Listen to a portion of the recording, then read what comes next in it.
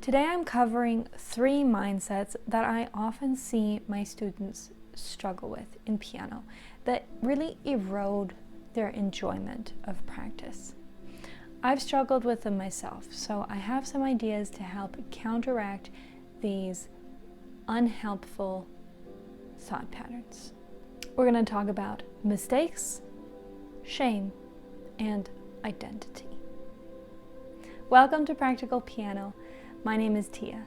For the third mindset, I was originally going to talk about perfectionism, but that turned into a whole other video. So I'll be uploading that next week, and when it's uploaded, I'll link it in the iCards and the description so you can check it out. Stay tuned for that. Now, let's get into toxic mindset number 1, the fear of making mistakes. I used to have this big time when I was a child. And I can identify it now in students because they have the same touch and demeanor that I used to. So the 2 big giveaways that, to me, that a student struggles with the fear of making mistakes is 1, they play very lightly, very, very softly. I played so softly when I was a child because I was afraid of, and I couldn't have articulated this to you, but I was afraid of drawing attention to myself, causing a disturbance, and then someone gets in trouble. Pressing very lightly on the keys is subconscious. We do it without even thinking about it. And the purpose of it is so that other people don't hear the mistakes. If other people don't hear the mistakes, no danger. Light touch is a big giveaway. The other big giveaway for me when I'm teaching my students is that they will often, when they make a mistake, they'll look over. Usually when students look over at the teacher when they make a mistake, it's because their brain wants to catalog danger. Your brain's primary function is to keep you alive, to help you survive. And so if there's a danger, you need to see it. So subconsciously, they're looking to catalog danger so that they can deal with it appropriately.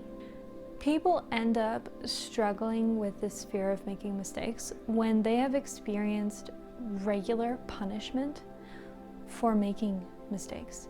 It's quite different to do something wrong on purpose and get punished for that versus make mistakes and get punished for those, for messing up, for not knowing better, essentially. Now, if you want to work on the core of why you're afraid of making mistakes, you're going to have to work through your memories and journal out or record on video or talk with somebody. When did I start being afraid? Why did I start feeling afraid? Who was involved in this? What were the mistakes that I was punished for? You'll have to sink into the emotions and feelings that accompany those experiences. And that can be quite difficult, and I'll leave it to you to take the time to do that for yourself. Over time, as I was working on my fear of making mistakes, I developed some ideas and thoughts that helped me counteract the fear of making mistakes. So first I'm going to share those with you. And then I'm going to share 2 behavioral changes that I often encourage in my students, because maybe you can take those processes and apply them to your own playing to improve your experience practicing piano. So the thoughts that helped me recover from being afraid to make mistakes. The first one was, mistakes are actually my friend. They show me where I'm doing something wrong, so that they reveal to me what I can work on, what I can focus on, and then I can focus on those things and become better. The second thought that helped was, if I make a mistake, I can either fix it and keep going, or I can keep going and I can come back and I can fix it later. Essentially, it boils down to the mistake is not the end of the world because it's reparable.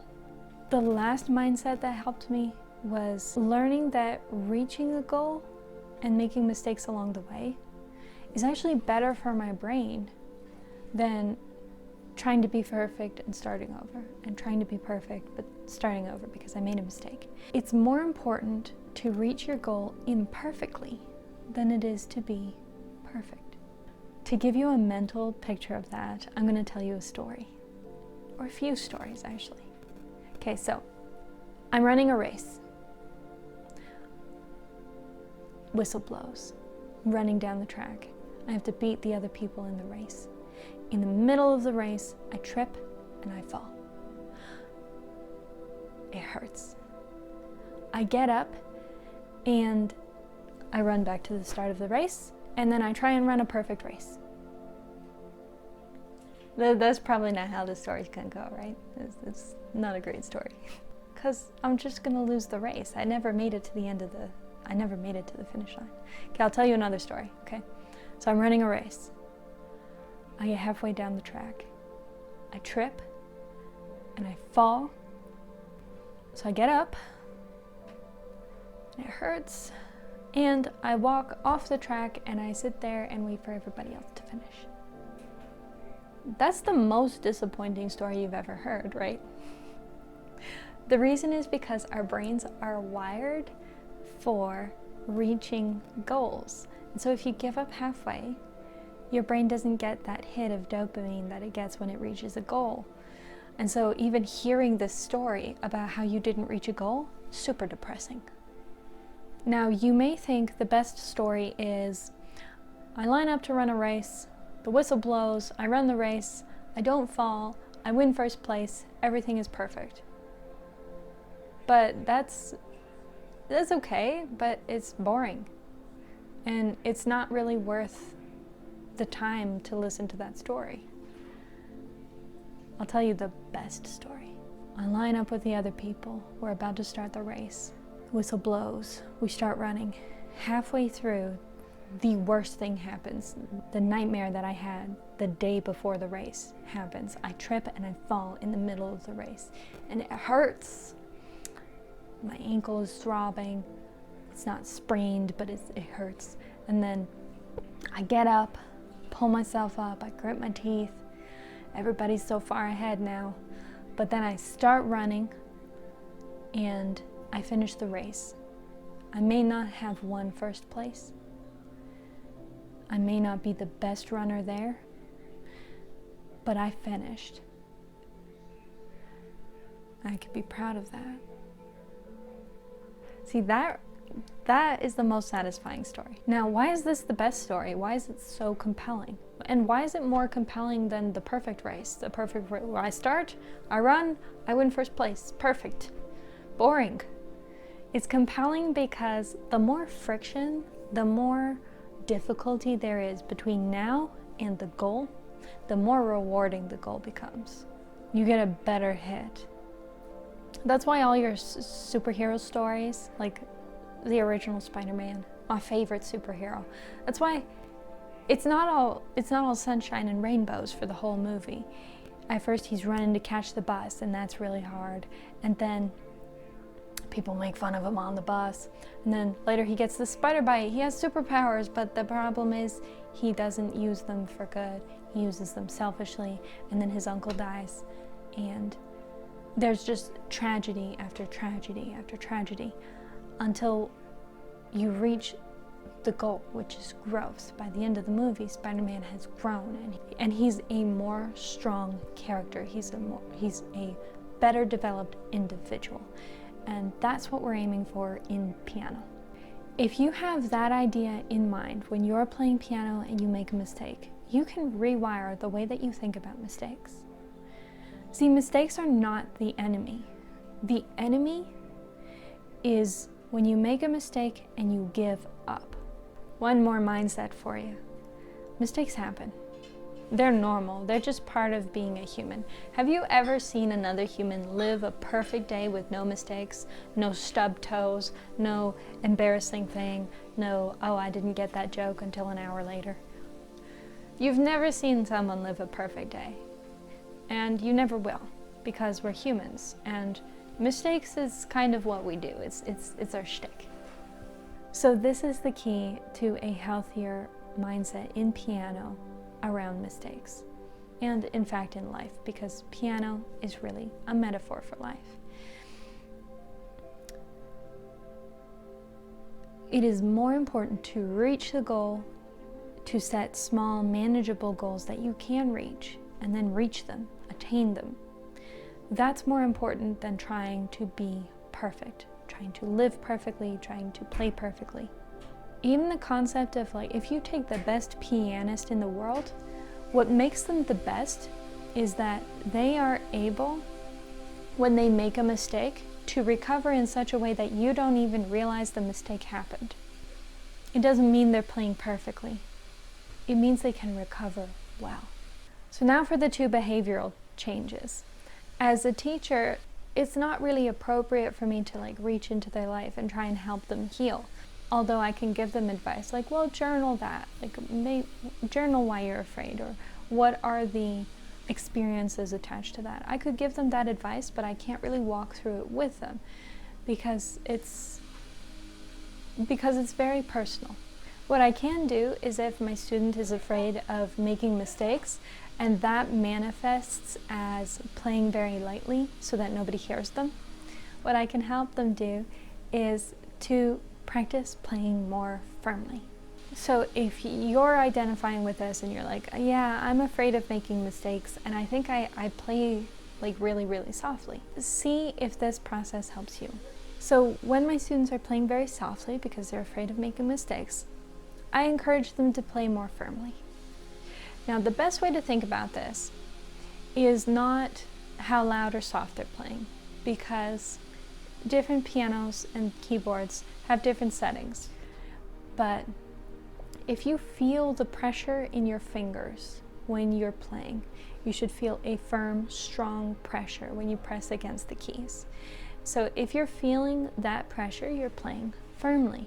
And if you press and it's like if you were to pet an animal and it would tickle them, you're playing too lightly. But if you're playing with a strength that would feel comfortable on a small to mid-sized dog, let's say, you're probably playing firmly. Now, when you play firmly, if your instrument is at a loud volume, you will be playing loudly. So if you don't feel comfortable disturbing the people around you, the way I didn't, I felt like if I made a disturbance, I felt like I could not make a disturbance or draw attention to myself because it would be trouble. There's some danger associated to it. So if you have that concern that you're going to disturb people in your environment, or even if it's not associated with danger and you're just like, well, I live in an apartment and I don't want to irritate my neighbors, you can turn down the volume on your piano and focus on the firm touch. And that way you won't have to worry about playing loudly, so you can press a little more firmly. The other thing you can do is play with headphones, so that way nobody hears you, except you. The important thing about playing firmly is you want to expose yourself to playing firmly in an environment that is safe.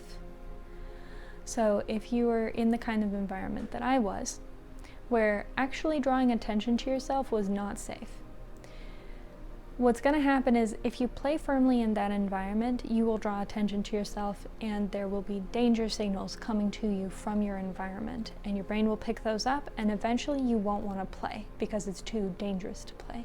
So it's important to expose yourself to playing firmly in a safe environment.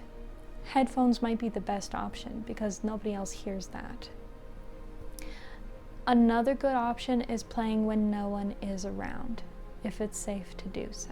The only feedback that you want to get from your environment when you're changing something, like how you touch the keys, which is very integral, how you move your body is part of who you are. So if you're trying to change that, the only feedback that you want to get in response to that is positive, or no feedback at all, so that it's just you and the keys. Now, the other behavioral change will be for when I see my students, they make a mistake, they look at me to see my reaction. That's an instinctive, subconscious move because we look where the danger is, so that we can assess it and know how to respond to it. So if I notice this pattern in a student, if you notice it in yourself, the following might help. It's okay to make a mistake, but when we make mistakes, it throws us off. You lose track of where you were, you're not sure what's coming next, you're worried because you made the mistake. It feels bad to make mistakes. So then it feels like your brain has a complete system failure, and you're just sitting there and you don't know what to do after the mistake. So the way I help my students recover is when they make a mistake, I encourage them to keep going. Now, sometimes they'll just start over anyways, but I encourage them to keep going and reach their goal. So this is back to the first thing I shared. First, you want to reach your goals. And for now, you can ignore the mistake.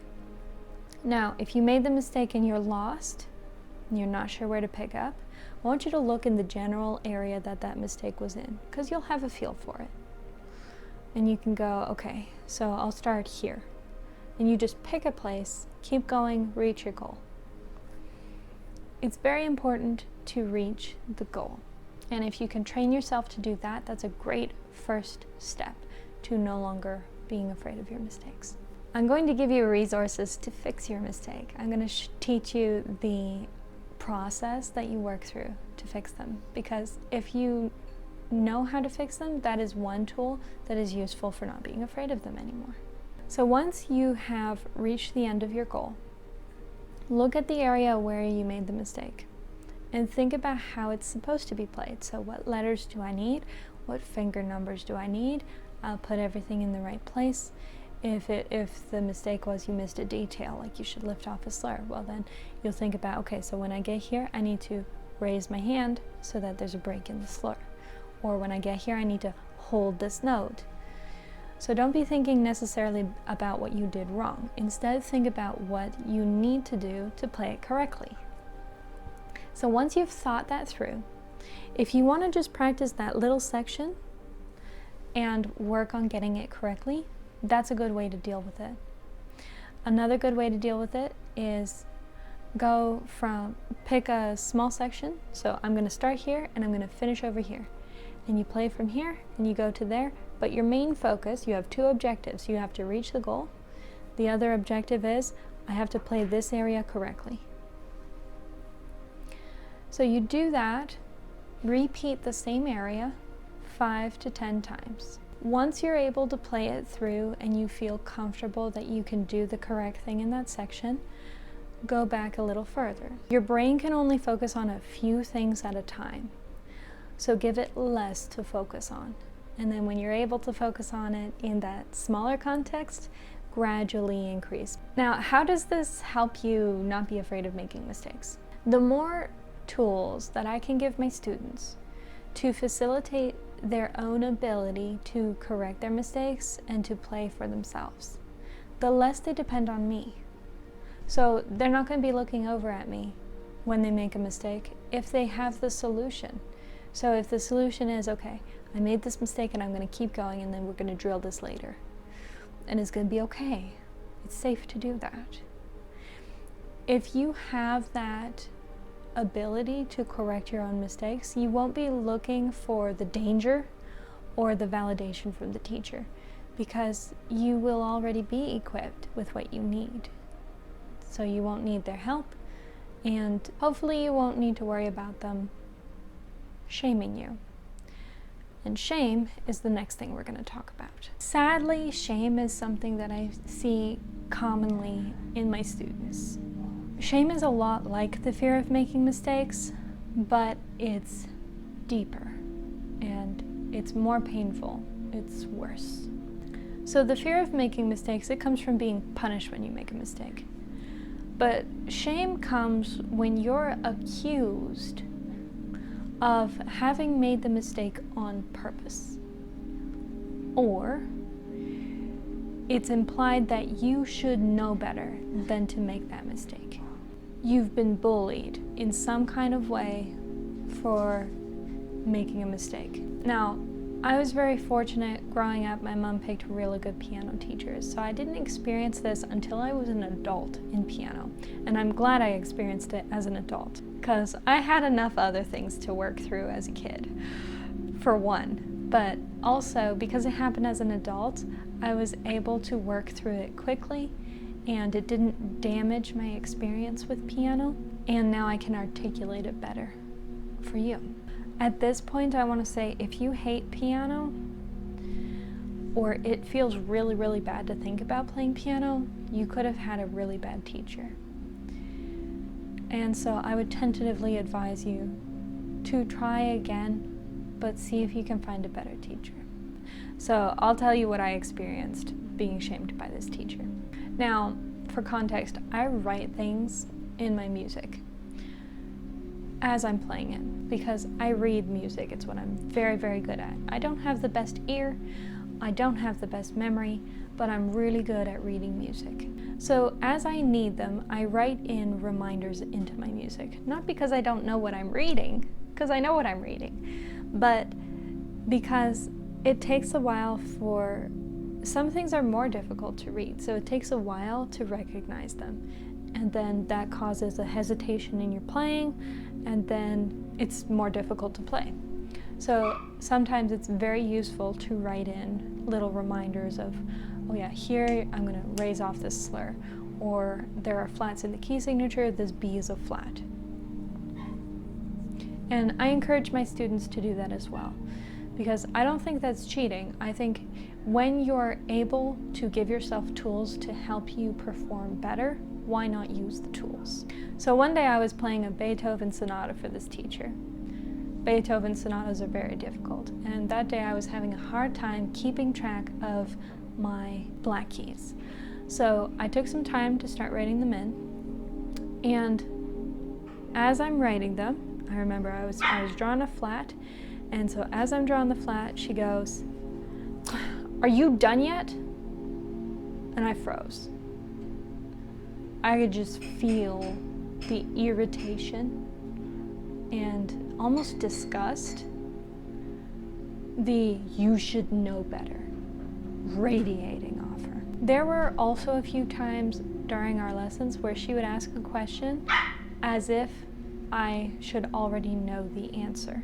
But that's how she was giving me information. Now, this is a huge pet peeve of mine. I learned this early on as a teacher, that if I wanted to teach you what G was, I don't look at you and go, "What is G?" and wait for you to guess the answer, because you don't know G yet. It's a useless way to teach. It makes people very uncomfortable. It's like torture, because I'm asking you for information you don't have. So I learned early on, okay, I'm not going to go, "Okay, what is G?" I go, "This is what G looks like. Press it." And then you press it. And it's like, okay, this is what G looks like. See if you can find one that matches. Right? That's a way better way to teach than "what is G?" when you don't know what G is. So, huge pet peeve of mine. But it was the first time I had experienced this happening to me. Then if I said, "I don't know," she would point out how I should know, because I've been playing for long enough that I should know. And people do this subtly, so it wasn't like, "Well, you should know." She didn't say that directly. She would say something like, "Well, how long have you been playing piano?" Or, "Well, I thought you were classically trained." When a lot of little things like this happen over time, you don't notice them, because it's just like little droplets in a pool of water, and you don't notice that the level is slowly rising. So after about 6 months, I'm like, I hate piano. I don't want to do piano anymore.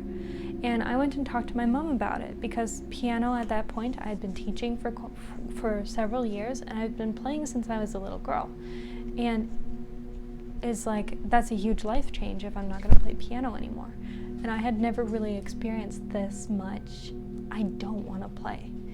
I had never experienced that much disdain, distaste for my instrument before. And so she asked a few questions, and she asked about my teacher, because she knew I'd just started going to this teacher less than a year ago.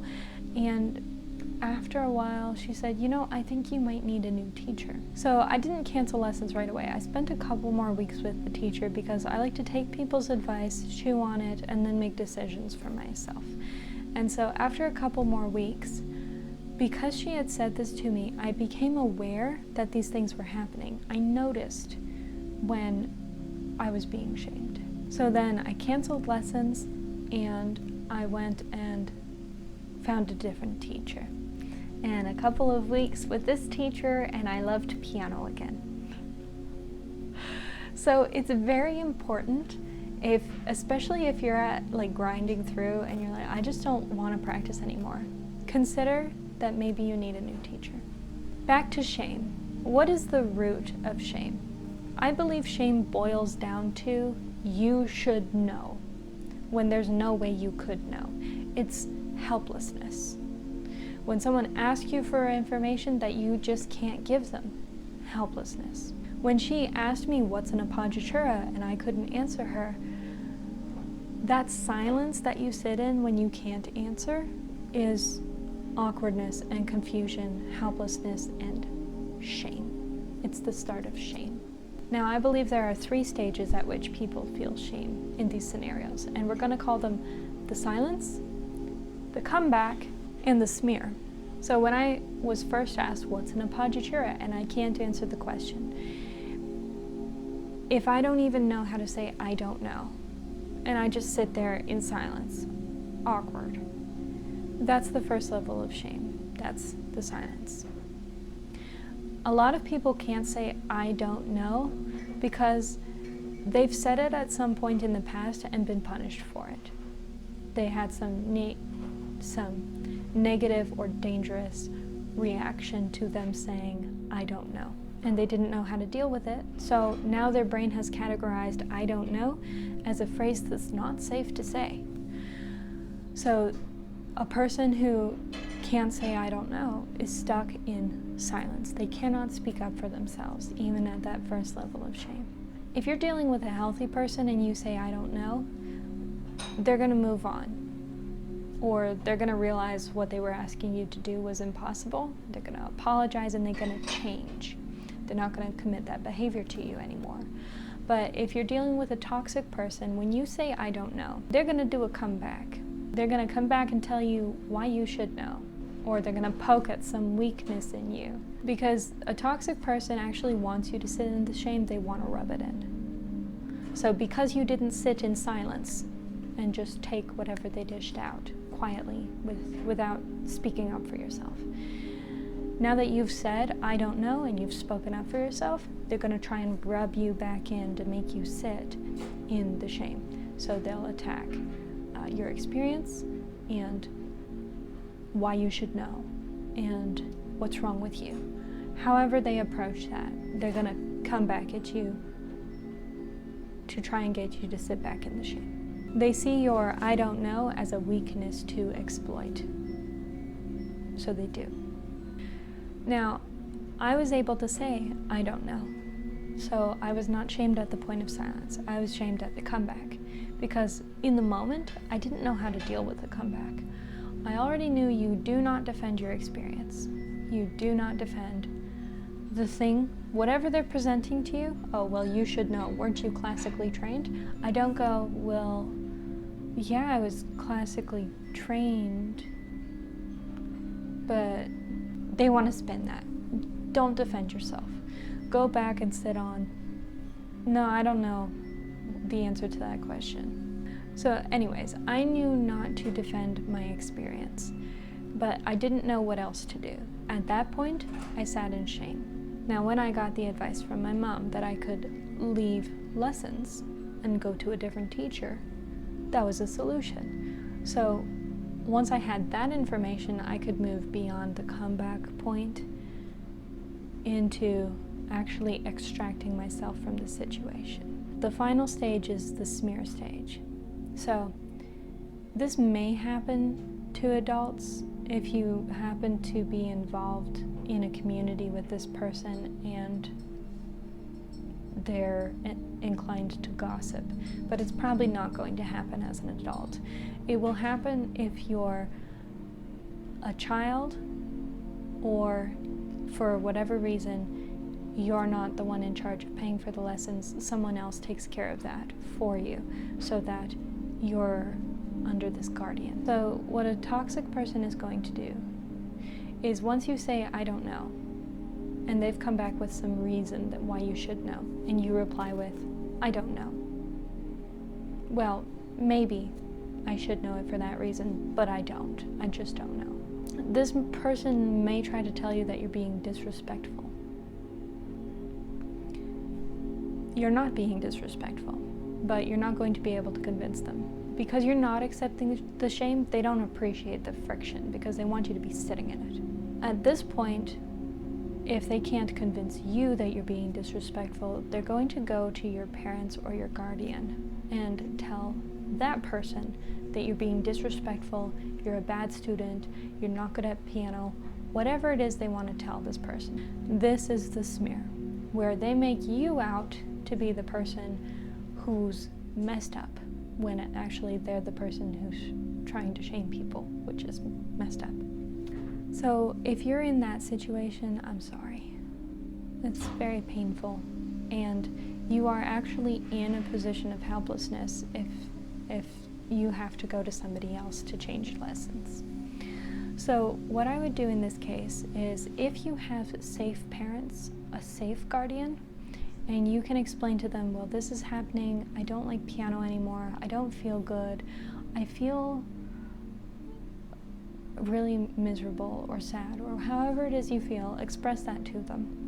Or explain to them what's actually happening in the lesson. And if you have good parents and a good guardian, they're going to, if you ask to move teachers, they will move your teacher. And if not, if it's not safe for you to do that, I'm sorry. You're going to have to make the best of it.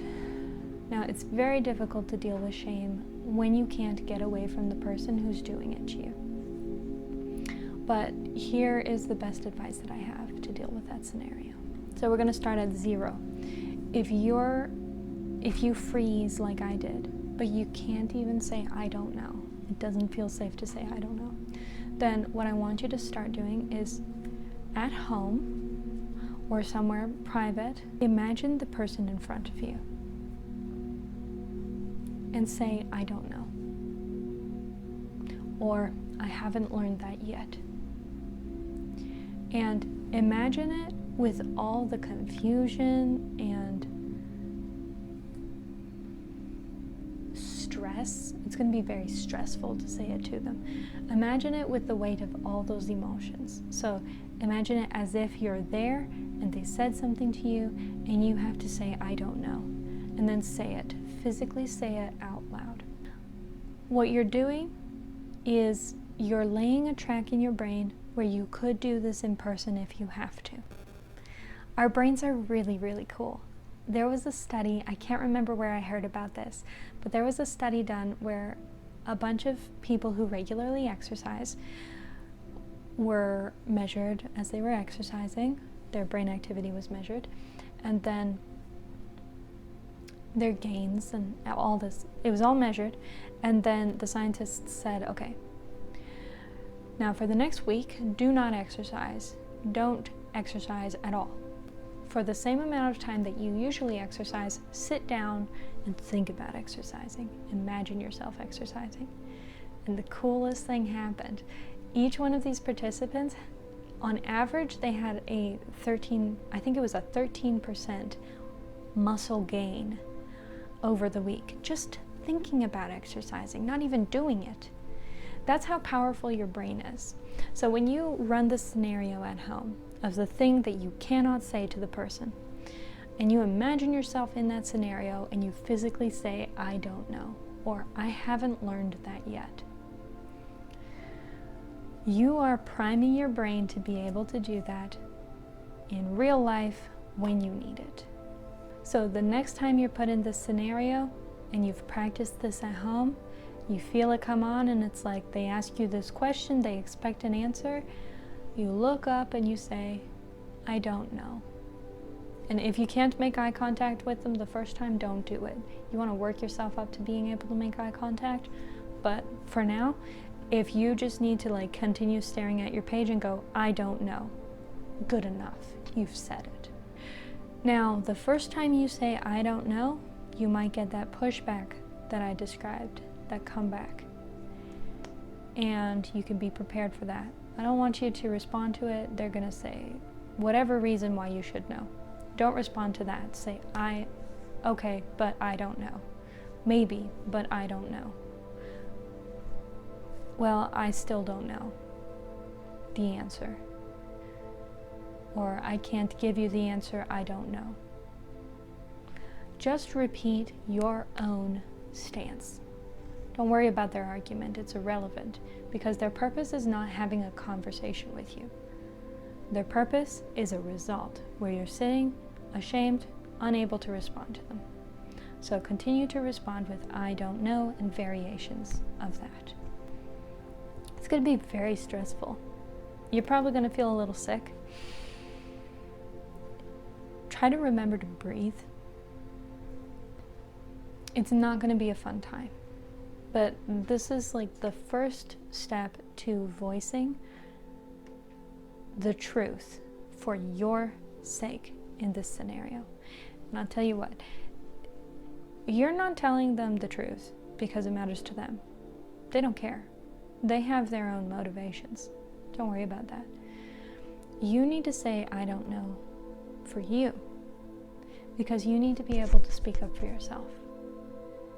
That's more important. You can't convince them of anything, but you can speak the truth for yourself. That is what will create a barrier between you and the shame. If you are not in a safe scenario, like I was, the last thing you want is for this teacher to go to your guardians and tell them that you're an unwieldy student. At some point, if they get enough pushback, they will. So be prepared for that, because I know that when you start pushing back on people in life who are not treating you properly, it can be very disruptive and it will cause conflicts. Be prepared for the conflicts. You may not get a good outcome out of this. But my experience has been, even if the outcome is terrible, the fact that you're able to tell the truth for yourself is worth it. It can be very painful, and it is not the outcome that you want. But your soul is intact. Your identity, which is what we're going to talk about next, is intact. I want you to try to tell the truth back to every lie. You're going to fortify your mind this way. This third mindset, as you're going into this deep conflict, is going to help you keep your head above water, and you're going to be in touch with who you are. And that is more important to survival than anything else. You might think that by avoiding conflict, you're surviving better, but it's not true. You're surviving best when you're keeping your soul intact. So the third mindset is the belief that you have to sacrifice your identity to keep other people happy for safety. I've personally experienced this. For the 20 years that I've been playing piano, it was only recently, like in the last handful of years, that I've actually started playing music that I like and setting goals that are important to me. I used to set goals and pick music that I thought would make other people happy. Now, this is not on my teachers and it's not on my mom, because I was given many opportunities to choose for myself songs for recitals. My teachers worked really hard to find what was available and what was I willing to play, what was I happy to play. And throughout my normal life, my mom was often offering choices. So it wasn't that I wasn't able to choose. The problem was that even though people were trying to help me be in touch with who I was still living in an environment, in a situation where if you chose the wrong thing, a particular individual was going to make life hell for everyone. What I learned later is that choosing in order to create safety for yourself is a normal survival response. Your brain is wired to keep you alive, to help you survive. It's just trying to help you. So when I made choices that were not what I wanted, but would keep me safe, that was my subconscious trying to keep me safe. It's a trauma response. It didn't only show up in piano, it showed up across my whole life. It affected everything from how I did my hair, to the clothes I chose to wear, to the food I decided to eat. Everything was affected by this. And if you're in a similar situation, you're going to notice a lot of the choices you make are not choices that are for you. They will make so-and-so happy, or if you choose wrong, so-and-so will be mad. This seems like a really good survival tool in the short term, but in the long term, it destroys who you are. I ended up sacrificing entire core personality choices for the sake of surviving today or tomorrow, for the sake of not creating a conflict, not getting someone else in trouble. And so I surrendered more and more of who I was. When you sacrifice part of what you want to meet someone halfway, that can be healthy, but it shouldn't always be you sacrificing nonstop in order to be safe. So if you're in this kind of situation, your mind is going to spit out things like, as you go to make the choice, you'll be like, no, I can't do that. No, that's too hard. No, I can't play music like that. And it's going to feel bad to you to even think about choosing certain things. If you can, the best advice that I have for you in this scenario regarding piano is to stop practicing around other people. Take some time, set a limit, maybe for 6 months. Choose not to practice around other people. Practice with your headphones, practice when they're gone. You need to protect what you're doing. Hollow out piano as a time for you and the keyboard, and that's it. Nobody's invited to listen during this season of your life. How is that going to help? Well, when you're making choices and you're constantly doing it for the sake of other people, you're making that choice because you're worried about the feedback. So when you isolate your practice so it's just you and the piano and no feedback, you're going to start to be able to relax and be in touch with what you want. When you know what you want, you will be able to choose what you want. And these will be steps that you can take to become yourself. And it will make your playing better because you'll be playing more music that you enjoy. You'll be setting goals free of expectations. It'll be you and the piano. If you're in danger, this could be terrifying.